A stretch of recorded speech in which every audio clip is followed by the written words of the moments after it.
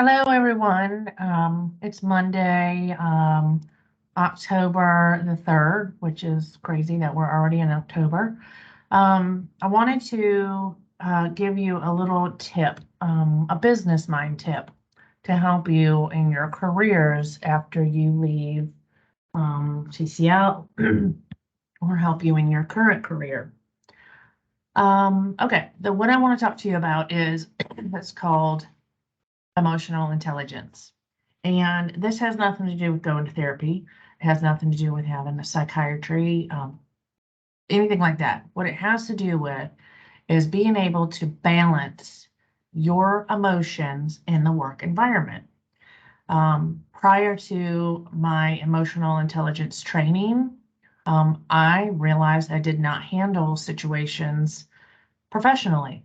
And when professional behavior is not administered in the workplace, the productivity tends to decline.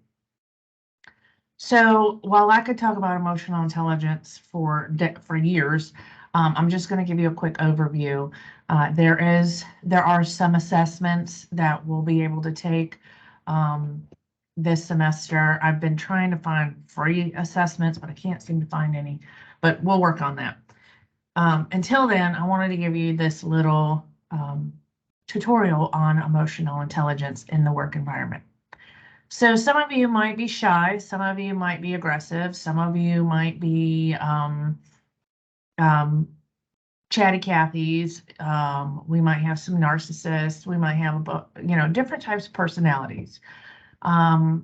And the best way to deal with emotional intelligence in the workplace is to understand your team.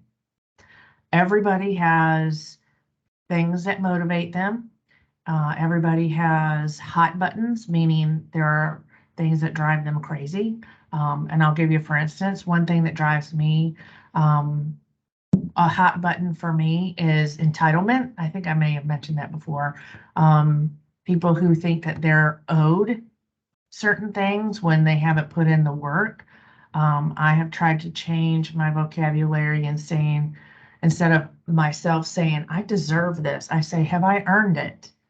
And that is a different perspective when you say, have I earned this? Instead of saying, I deserve it. Because I don't know that we all really deserve anything. Okay, so one thing, I'm going to share my screen.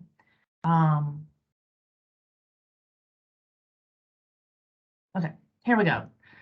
This is from a really good, I've come to this website before, and this is regarding the 9 signs of an emotionally intelligent person. And you can do this in different ways. Emotional intelligence is not just knowing it right away. Just because I'm bringing this to your attention doesn't mean that you're going to have emotional intelligence. It takes years, especially if you have, some behaviors of, that you got to work on, then it takes years. And then if you're not working in a group or if you're working by yourself, it's really hard to practice the emotional intelligence. One thing, let's talk about this, is emotionally intelligent people, they embrace change. Okay, so that's hard for some people to embrace change, and rightly so. I mean, they get comfortable in a certain situation. They get comfortable with certain types of technology, but if we don't progress and embrace change, then you're not going to be productive. The organization will not be productive. The organization will not be efficient, because technology, what it's doing, and I'm not just saying embrace change in technology, but you might get a new phone system. I'm just trying to give you some examples.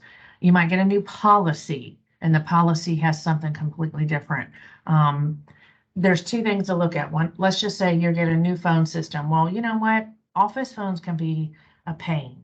And when you have to learn a new office system or office phone system, it takes some time, but eventually you'll realize this is for the better.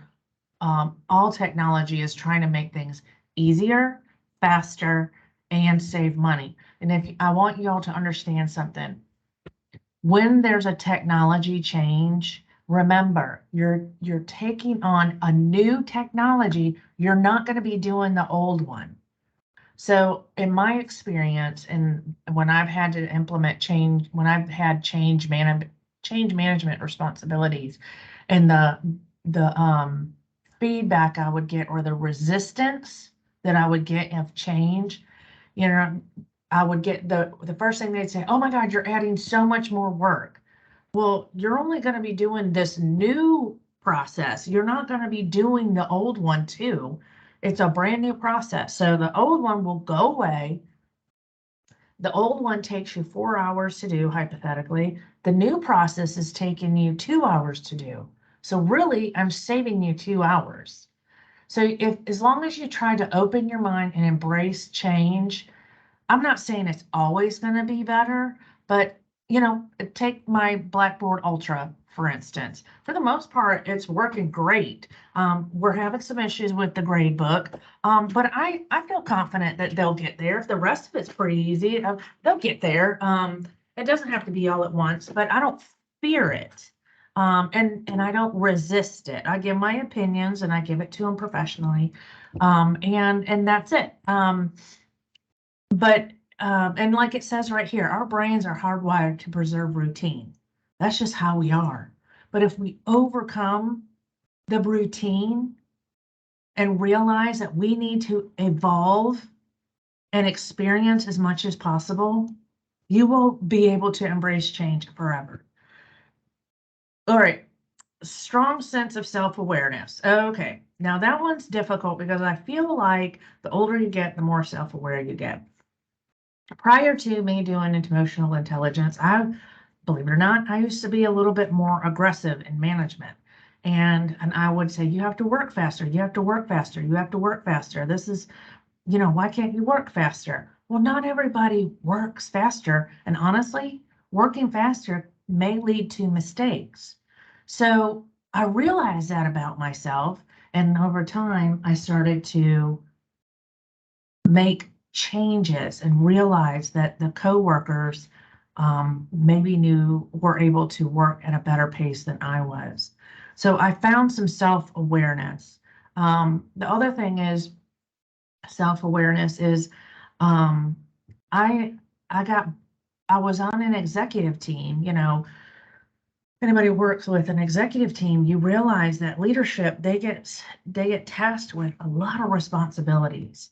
And it can be overwhelming. Even though you think you're in self-control, you may not be. So I realized, I did my part. I did executive leadership for years. I did corporate America, and I was done. I felt like I put my time in. I was missing out on some other things in life. And self-awareness, I realized that money for me, was not everything. I wanted more time I still love the responsibility because I feel like my students are a great responsibility, but I don't have to worry about human resources, and I don't have to worry about a budget. To me, those are even more responsibility. Now, let's chat in like 5 years and see how I feel about where my responsibility lies in this position. But for the most part, I do have a great sense of your education. And so I'm aware that that's what motivates me, is to know that you all are going to be learning. So these are the things that you're talking about. You're confident in your self-awareness. And a lot of times this takes plenty of time. It takes time to get self-awareness. It's like every year you find more self-awareness. Another one is they show empathy towards others. I've always been able to kind of change my behavior based on a peer or a subordinate or a supervisor's personality. That's just something I've been able to do from as long as I can remember. There are people, for instance, you might have friends that you can't really joke with them and about certain things that they have going on in their life. And then there's others, they have so much humility, they don't even care. And so that some people are going to get aggressive if you criticize their work. And so you know not to criticize their work, and instead, someone who you know what they're doing is incorrect, but you know that they would get very defensive if you said something that their work is wrong. You can do it like this, say, hey, I was, let's just say the phone system's not connecting correctly. Hey, what do you think is happening? Did I put it kind of on you? You could say, I think I might be doing something wrong with the phone, even though you know it's not the phone's issue, or you know it's not you, it's something, the connection. I think I might be doing something wrong with the phone. Can you walk me through what's happening? Let them determine where the issue is. Let them discover the issue. There's peace. I don't find the need, but it just depends. I don't have the desire to always be right. I put my opinion out there. I put it back on them, and then they feel better that they found the issue instead of me. I don't need that kind of gratification. Everybody's different, but when you show empathy towards someone else, or they might be going through a hard time, or they're not working as fast as you are, show them some empathy and be patient. And really what this is you're able to see this to avoid hurting anybody. I say this all the time, progress, not perfection. I am not a perfectionist, and I have been told, I don't know this, but anybody who is a perfectionist, they have a really hard time getting work done because they feel like it has to be perfect. I am not in an environment, a work environment or home environment that requires perfection, but we are always trying to improve ourselves. We're always trying to make things better. As you go through these business courses with me, you will see every semester will be something a little bit better. And that's because I'm keeping notes. I have an actual book that says lesson learned. These are just little things that I need to know that I won't do again. Not a mistake, but just something I didn't know. And once you get to that, you're like, oh, progress, not perfection. If you do have something perfected, great. But just always try to think of it as progress. When you take away, you need to be perfect, you have less stress in your life. Balanced lives. And I want everybody as a student to make sure they try to incorporate this in their lives, because while going to school is numero uno, your health is also very important. Your family is very important. What else is important? Your financial status in life is very important. I hope y'all are taking a personal finance course. I highly recommend that. I wish I had taken a personal finance course when I was younger, because it's hard to understand at a young age how important it is to have personal finances in order for your 30s, 40s, 50s, and then with retirement. And I'm always open for discussion in personal finances if you'd like me to.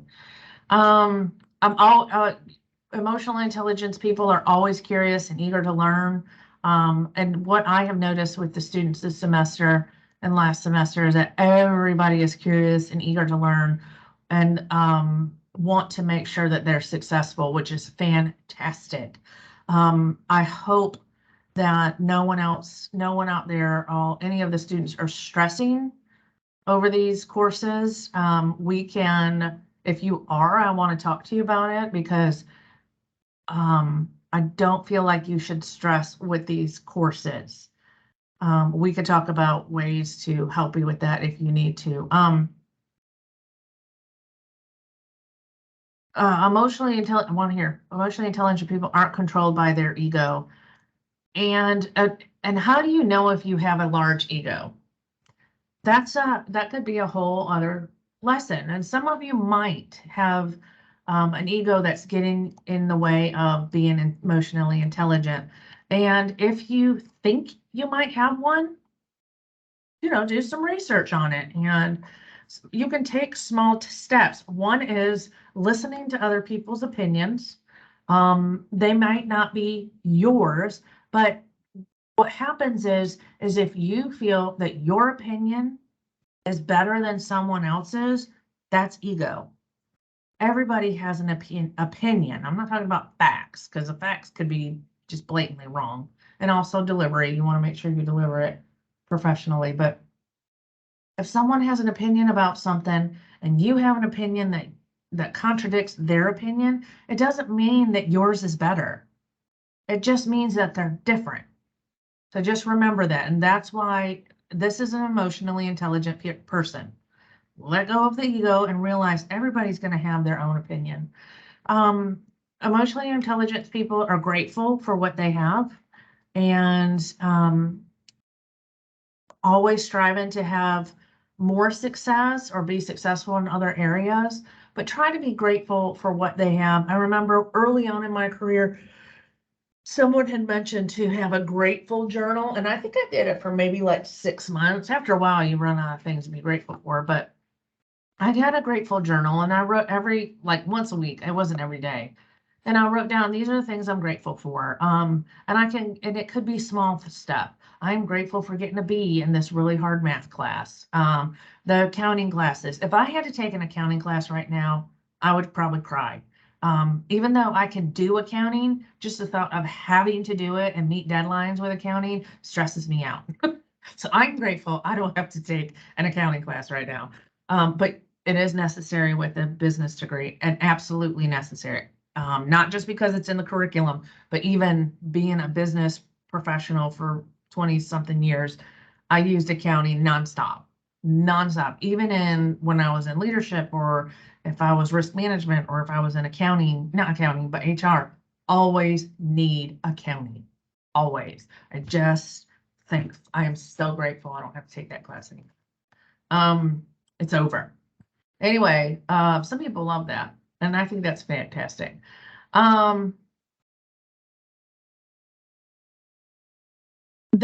Here's the thing. This is huge right here. This is where I was saying before, I used to be a little bit more aggressive.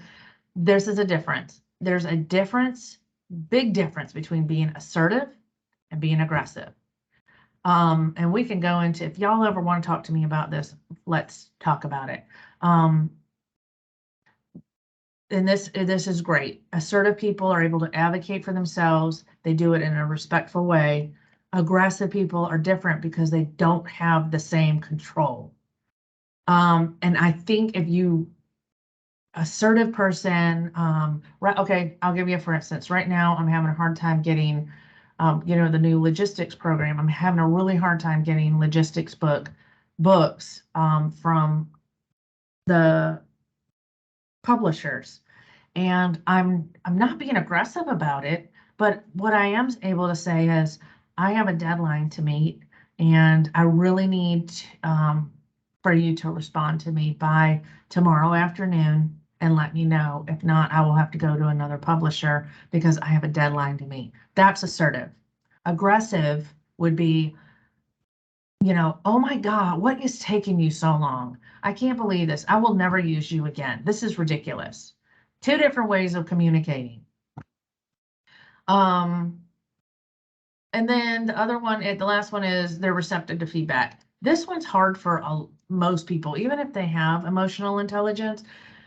This is hard for people. One of my coworkers actually this morning asked me, she was like, hey, have you ever done group projects with your classes, and did they do peer reviews? And I was like, oh yeah, we did that. And I showed her the website that does peer reviews to make sure everybody's putting in their equal share in the group. And I was looking at it, and I was trying to help her sort out what questions to ask. And I thought to myself, I was like, oh my God, if I had to have my current peers review my work, that would stress me out, because I don't know it's fine to get my review from my boss because that's what they're supposed to do. It's fine to get, or it's not really a review from my husband, but he would say, Suzanne, I really need you to do work on this, or, my parents, or friends, or anybody. But when it comes to your coworkers, your peer reviews, for some reason that stresses me out. But I'm still very much open to feedback. And when you are able, I think this is the biggest one. When you get to this point, one, you will not have an ego. People with egos do not do well with this. So try to think about that. If someone gives you feedback and you get defensive, more than likely you might need to just check on maybe some ego things, characteristics, and see if those are things you can work on. It's not terrible to have a big ego, because that can, those are highly successful people when you have a big ego. But just, I want you to be mindful that sometimes with a big ego, you'll be less emotionally intelligent. Anyway, that was my little blurb for today. I just wanted to give you a little business mind tip on something that you can review. This is a great topic to write about. If you have any courses or our courses, this is a great topic. And if we have class this week, I will see you then. If we are online, please feel free to reach out and talk to me about it. Some of you are in multiple classes, so you'll get this twice, but you only need to watch it once. Y'all have a good day. Thank you.